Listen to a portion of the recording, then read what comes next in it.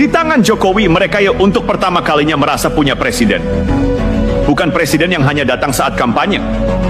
Bukan presiden yang bicara dari balik podium mentereng, tapi presiden yang benar-benar turun ke lumpur, hadir di desa-desa terpencil, menembus hutan, menyusuri sungai, dan membuka jalan di tempat yang selama ini hanya disebut sebagai wilayah terluar.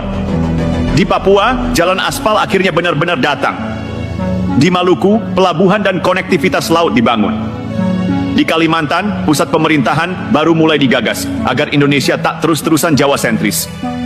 Di NTT, bendungan berdiri megah untuk menjinakkan kekeringan yang dulu dianggap nasib abadi. Rakyat luar Jawa tidak butuh presiden yang pandai debat. Mereka butuh pemimpin yang hadir. Dan itulah Jokowi. 10 tahun memimpin, Jokowi tidak membangun pencitraan. Dia membangun jalan, jembatan, bandara, pelabuhan, dan yang paling penting, rasa dimiliki. Itulah mengapa ketika fitnah soal ijazah dilemparkan, rakyat kecil tidak goyah. Karena mereka tidak menilai pemimpin dari ijazah atau dari gelar. Mereka menilai dari jejak kaki yang pernah menyapa tanah mereka. Dan Jokowi sudah menorehkan itu, bukan dalam kata-kata, tapi dalam kerja yang nyata. Cinta rakyat kepada Jokowi bukan hasil kampanye pencitraan. Cinta itu lahir dari rasa bahwa akhirnya negara benar-benar menyapa mereka. Bahwa akhirnya Indonesia bukan cuma tentang Jakarta. Bahwa untuk pertama kalinya orang dari Sumatera, Kalimantan, Sulawesi, Maluku, sampai Papua bisa berkata, presiden kita bukan cuma punya wajah, tapi punya kaki yang pernah menginjak tanah kami. Dan rasa itu tidak bisa dipalsukan, tidak bisa direkayasa, dan tidak bisa dihancurkan hanya karena satu isu murahan seperti fitnah ijazah. Karena rakyat tidak butuh kebenaran dari mulut, mereka sudah merasakannya dari perubahan hidup mereka sendiri. Kini, ketika badai fitnah itu mulai reda, ketika satu persatu dalang dan penikmat kegaduhan kehilangan suara, publik mulai menyadari bahwa yang dilakukan Jokowi selama ini bukan hanya tentang pembangunan fisik, tapi membangun kepercayaan rakyat dari pinggiran. Ia tidak melawan dengan kata-kata. Ia membalas dengan bukti. Ia tidak menari di atas panggung drama politik. Ia memilih jalan sunyi, menanam benih perubahan, sedikit demi sedikit, di tempat yang tak pernah dihitung dalam peta kekuasaan sebelumnya.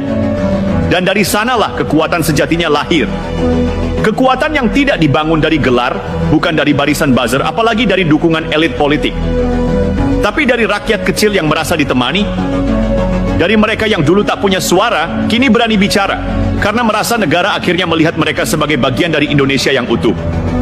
Jokowi mungkin tidak banyak bicara, tapi kakinya berjalan lebih jauh dari pemimpin manapun. Jokowi mungkin tidak meladeni fitnah, tapi karyanya menjawab dengan lebih tajam. Dan ketika waktu membuktikan semuanya, rakyat tetap memilih untuk berdiri di belakangnya. Bukan karena suruhan, tapi karena kenangan. 10 tahun Jokowi memimpin, bukan tanpa celah. Tapi satu hal yang tidak bisa dipungkiri, ia hadir. Ia melihat. Ia mendengar. Dan ia bekerja, bahkan saat diserang, bahkan saat difitnah, bahkan saat diremehkan. Inilah pelajaran penting bagi siapapun yang bercita-cita memimpin, bahwa suara lantang tidak selalu berarti benar. Bahwa diam bukan kelemahan, melainkan strategi. Dan bahwa kehadiran nyata di tengah rakyat lebih kuat dari ribuan gelar dan retorika. Fitnah mungkin bisa merusak reputasi sesaat, tapi cinta rakyat kecil adalah benteng yang tak bisa ditembus oleh kebohongan sebesar apapun. Jokowi telah membuktikan bahwa strategi perang tidak selalu dengan senjata. Kadang cukup dengan diam dan kepercayaan rakyat. Dan karena itulah nama Jokowi akan tetap diingat.